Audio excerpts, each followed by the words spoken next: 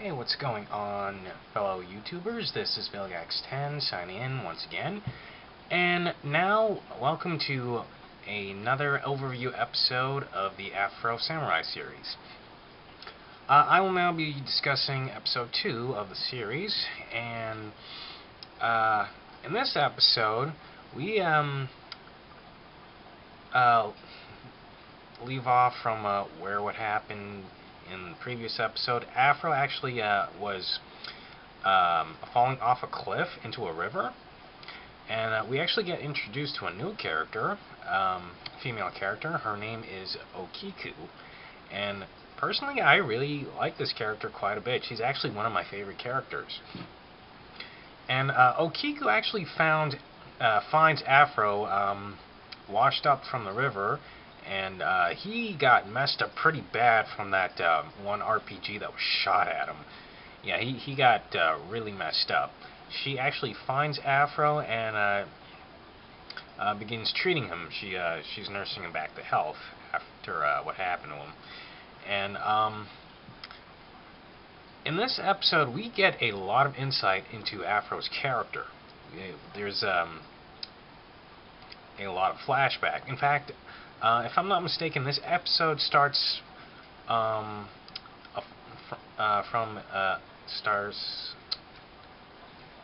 there's a flashback of Afro after his father was killed, and he's on the run from these three thugs who they're chasing him because he has the number 2 headband tied around his waist. And as I mentioned in my videos for episode 1, you need the number 2 headband in order for you to be able to challenge the person who has the number 1 headband. Now, they eventually catch up to Afro, and he's actually in front of a shrine for a prayer. And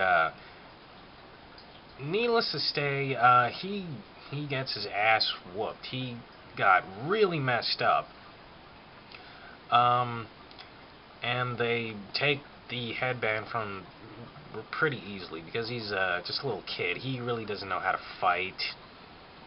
And another thing to mention in this episode, Afro's actually carrying around a backpack with him.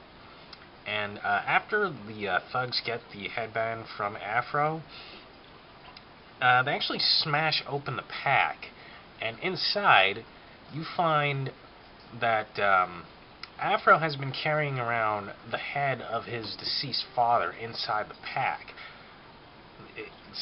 It's all decaying, it's rotting. You can see some of the skull. It's really nasty. It's so disgusting. I mean, at this point, you know, Afro's still pretty traumatized.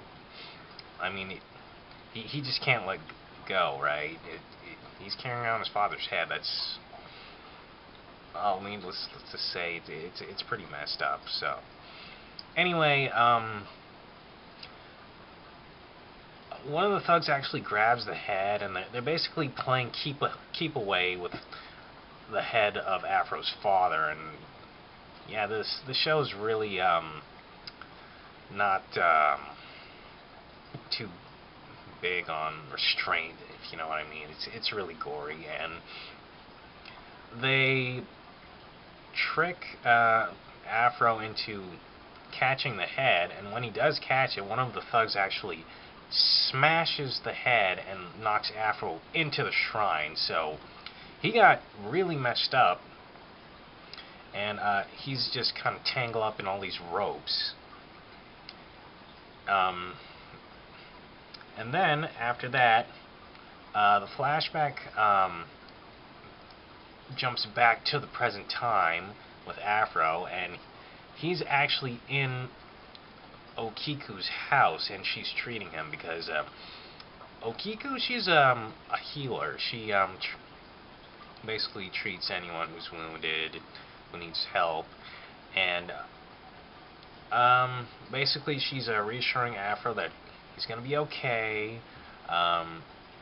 to just rest up. She'll take care of him. He's got nothing to worry about.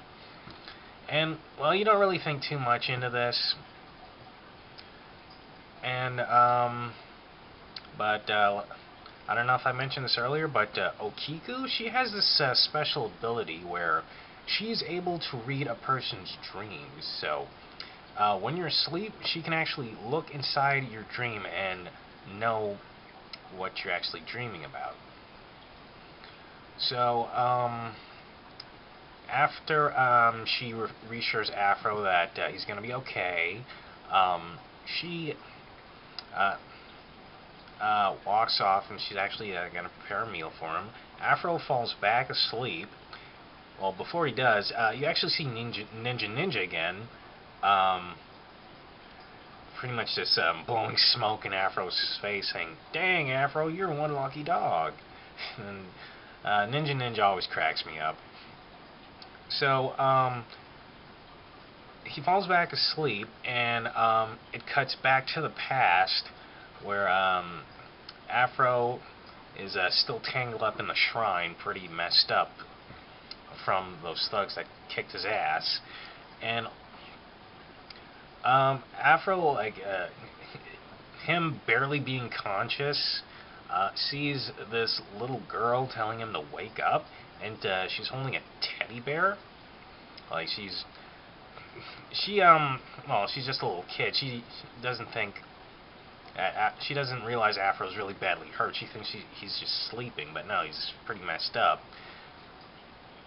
So it's her, that little girl, her name, the little girl, her name is Otsuru, and she calls out to somebody else that's with her, Gino, and we're going to actually be hearing a lot more about these characters later on as I get more in depth into the episode.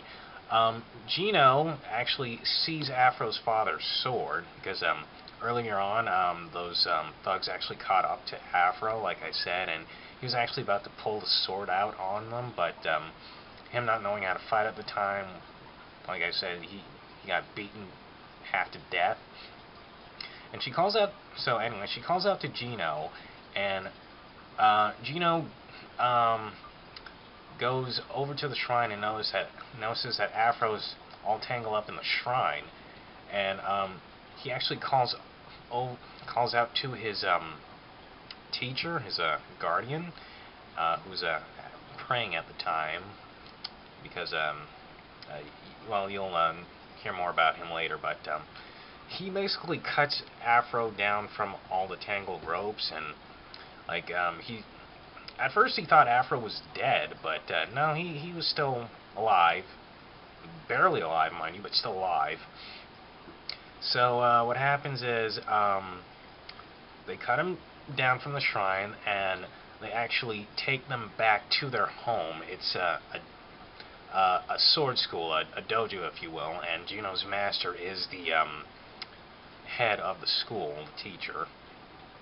So they take him back to the sword school, and basically they're treating Afro, nursing him back to health, and well, we get a lot more insight into his character, and I'm actually thankful for that, because we need to have story exposition in a story for it to be good. And after Afro slowly begins to like heal, get back to normal, you get to see, like I said, the sword master, and he's like interacting with all his students, basically, telling them to treat Afro like nicely, try to become friends with him, and he's actually training his students, because basically teaching them how to defend themselves. He essentially trains orphan children, because all of the children at the sword school are orphans. They don't have parents anymore, kind of like Afro, and how he lost his father. So